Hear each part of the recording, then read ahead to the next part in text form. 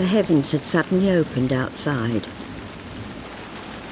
It was the kind of rain that gushes over the top of gutters, so much in a hurry to hit the earth it has no time to flow down the spout. We all stood there in the shelter of the building. We waited. Some patiently. Others irritated because nature interfered with their hurried day. Then a little voice broke the hypnotic trance we were all caught in. Mum, let's run through the rain. Let's run through the rain. What? Let's run through the rain. No, honey, we'll wait until it slows down a bit.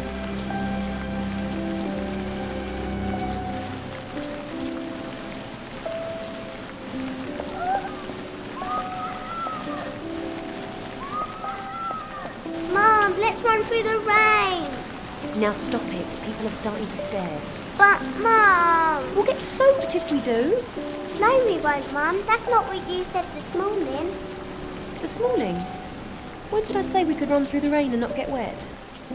Don't you remember? When you were talking to Daddy about his cancer, you said, if we can get through this, we can get through anything.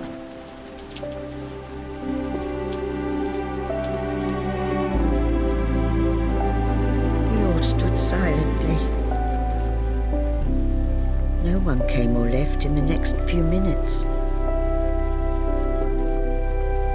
Mum paused and thought for a moment about what she would say. Now some would laugh it off and scold her for being silly. Some might even ignore what was said. But this was a moment of affirmation in a young child's life. A time when innocent trust can be nurtured so that it will bloom into faith. Let's run through the rain. And if we get wet, well, maybe you just needed washing. Let's go.